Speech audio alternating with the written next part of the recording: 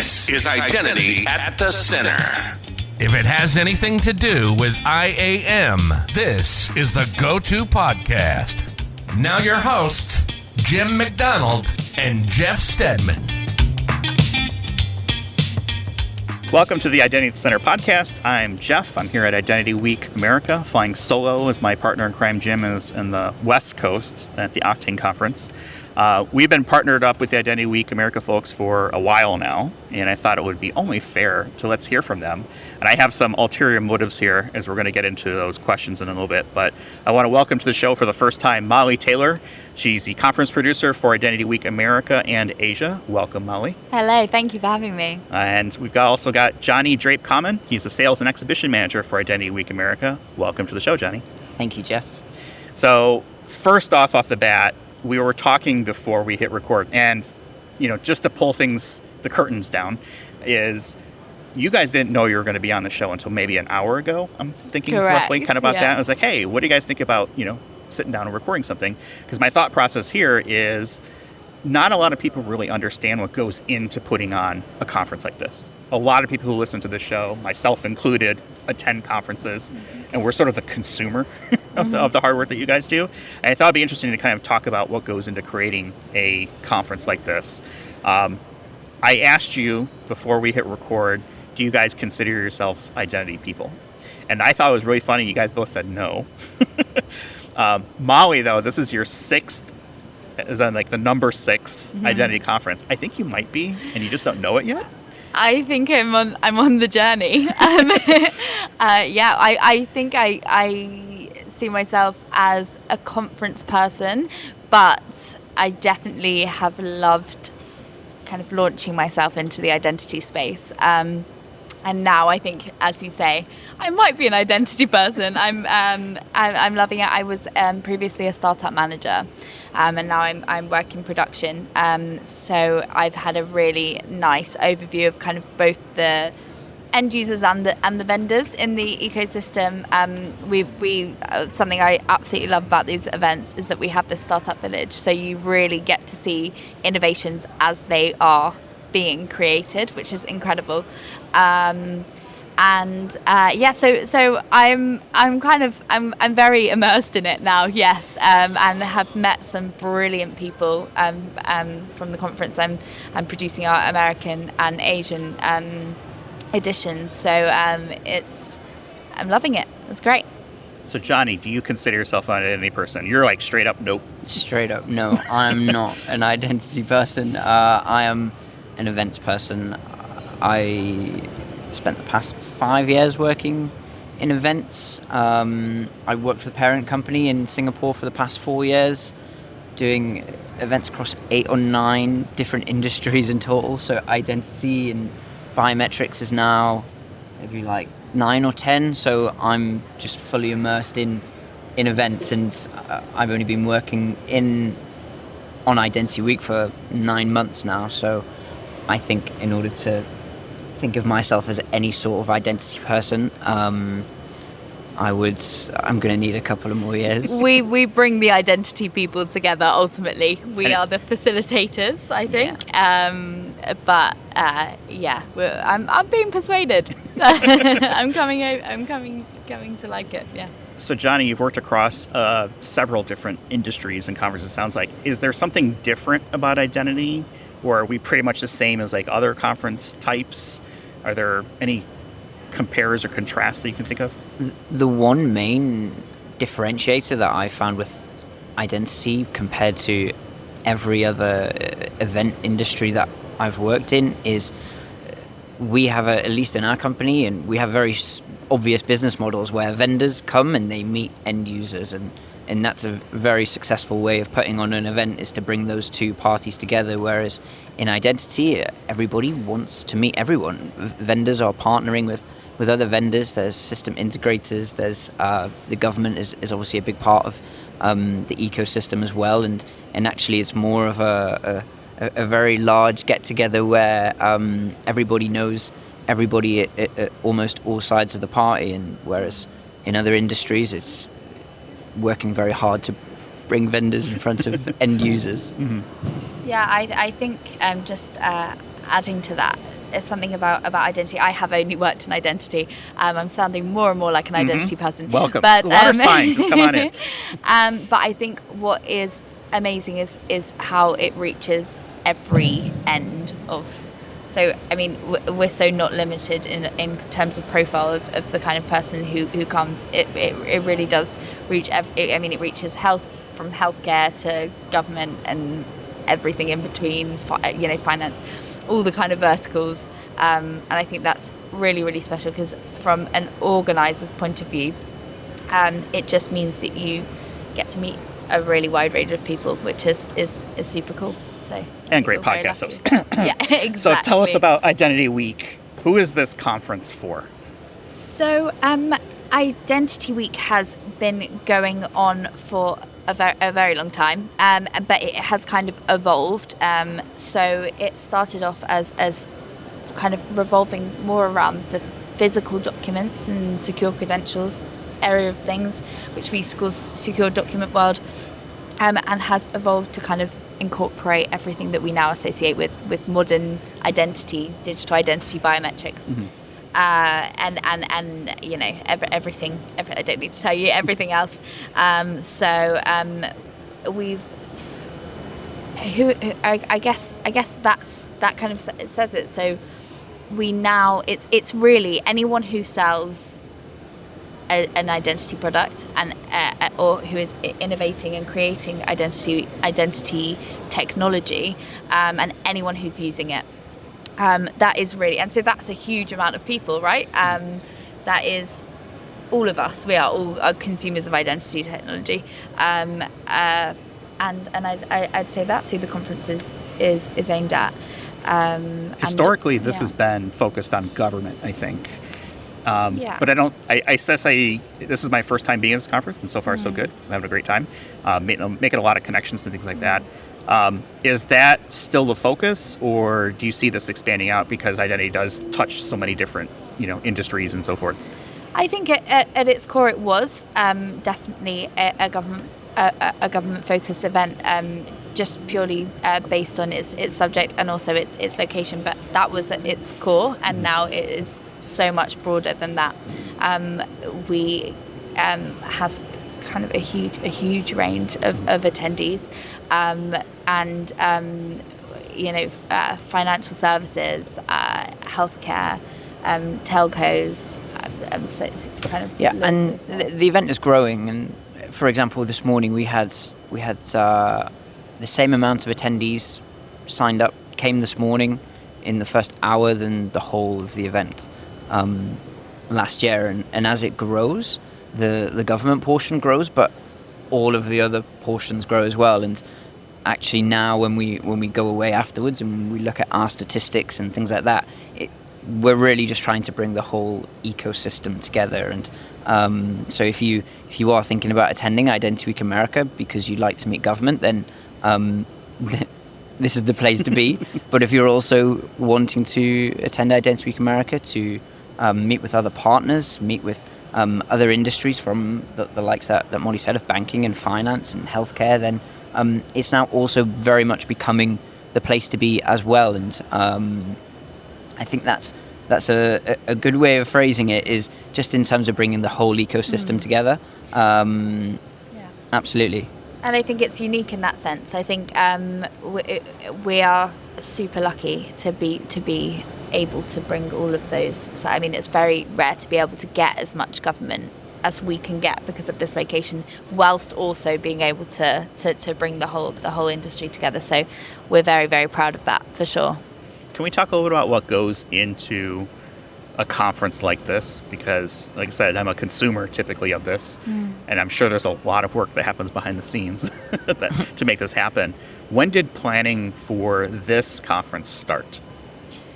So planning, I'll put it into perspective, planning for 2024 has started for this conference. So it's already underway for next year. Yeah. So over a year of planning? Yeah. So and we're already negotiating with certain people for 2025 as well. So it's a long process.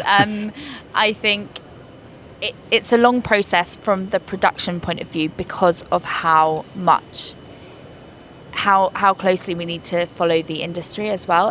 So much can change in a year. And I think that the earlier you start with that, the kind of the better grasp you have on how it's evolving over the year, and what we need to make sure we incorporate that has changed since the previous edition of the conference. So I think that's super important, and also just because it takes a lot of work. It's we're over 3,000 attendees, over 300 sponsors, exhibitors, startups, over 250 speakers. It's a lot of people, and it requires a lot of time. So yeah, and I don't think many people sometimes realize all of the different areas that go into perhaps putting together a conference. Before I worked in this industry, you turn up, you meet a few people, have snacks, go home, everything's happy. Your boss asks you how many meetings you got, and that's that. And actually, there's, of course, you see with Molly's role in production and mine, which is in sales. There is also a whole team of operations. There's a whole team of networking. There's a whole team of marketing. There's a whole team of VIPs and startups. There's a whole team of media. There's senior management as well. We also have a whole team of temporary staff that we use too.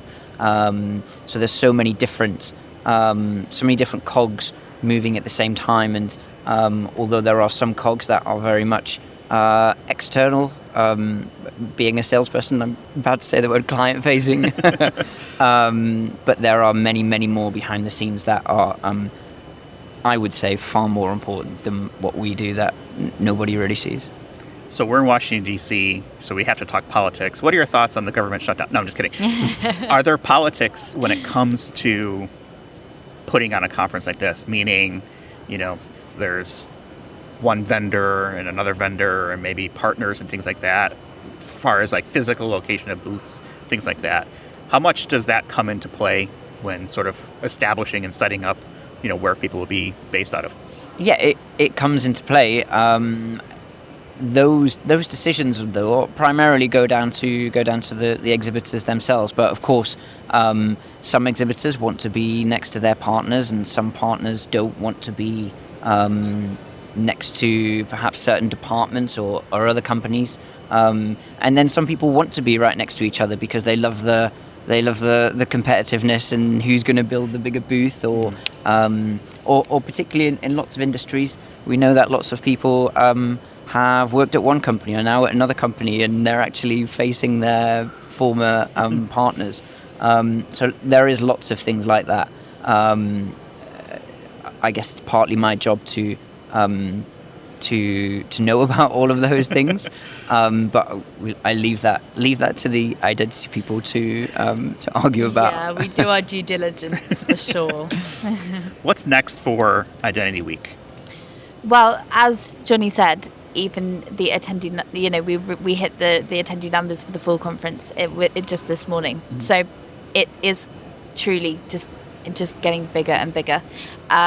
We are, I think a huge part, a kind of component relating to the growth of the conference is those new companies that join our startup village, mm-hmm. and then grow, and kind of they're with us for that journey, which I just think is amazing. I've seen it from the from one year to another. They start as a startup and then they're an exhibitor and so on, and that's amazing.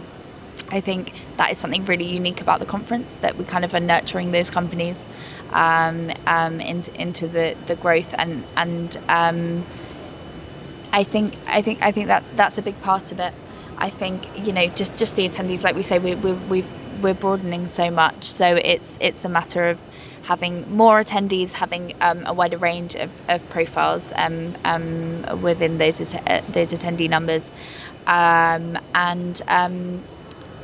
mean, we've got so many speakers and so many stages. There is so much content, and I think that is the other thing.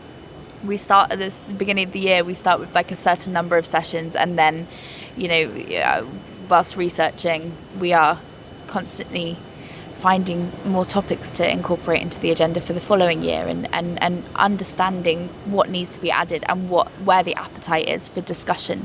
And I think content-wise, but that is how it's growing for sure. So in each area it's growing, which is amazing to see, really.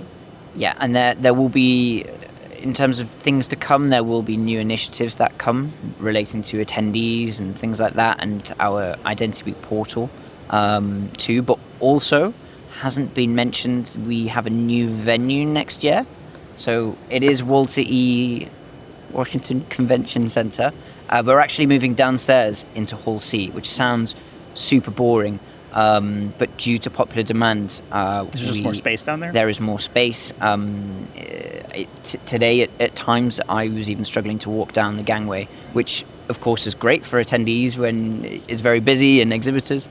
But due to popular demand, we are moving downstairs next year into a brand new hall. So it's very super excited for, maybe that's for us rather than others. I should also say we're launching a new initiative which I'm really excited about, called Transformative Women within the identity ecosystem. So that is launching at our Asia event in 3 weeks in Singapore, November 6th till 7th, 7th till 8th. I am wrong, and that is a kind of what is the word I'm thinking of? It's a platform for women within the industry to kind of share ideas, and we're setting up a newsletter. They'll have a stand at the conference. It'll be a kind of place for dialogue and discussion about inclusivity. About also just achievements and celebrating the women within the identity space. We already have the amazing Women in Identity as a partner for the event, and they will certainly be involved. So we're really excited about that, and kind of. It's a really cool part of inclusivity is a very, very cool part of our event. This initiative is something that the team is really looking forward to launching in Asia. So I'm actually a member of Women in Identity, which sounds kind of weird just being a guy, but certainly an advocate. We had Kay Chopard on a while back when she was the executive director of that. I think she's moved on to Kantara since then, but certainly a group that we definitely support. So if there's something we can do on the podcast to help get the word out, let me know. Open Love invite. to.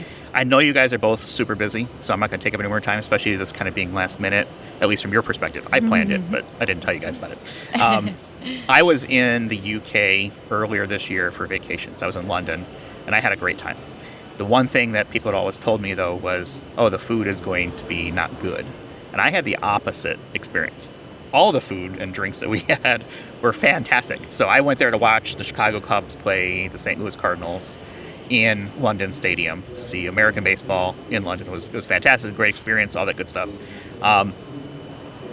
When you hear me say UK food is not good, or at least that's the word on the street, how close to blows are we going to come? Do I need to put my shields up? Do you guys agree with it?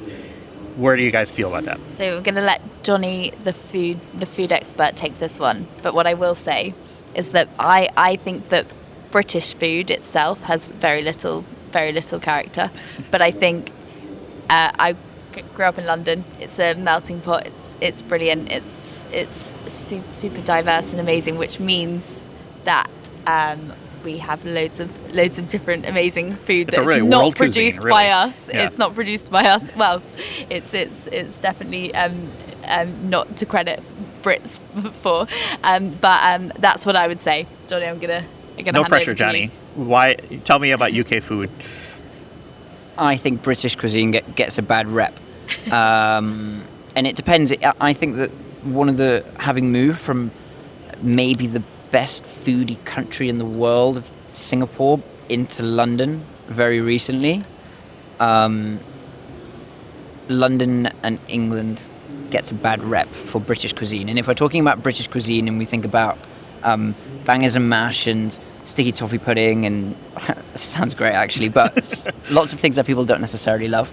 Well, I think most people associate like fish and chips, right? Yes. Or something like that. But the beauty of particularly London, the beauty of places like London, is that it is so cosmopolitan, it's so diverse, and you may not find the best British food in London, but you will find incredible Italian food, Japanese food, Indian food,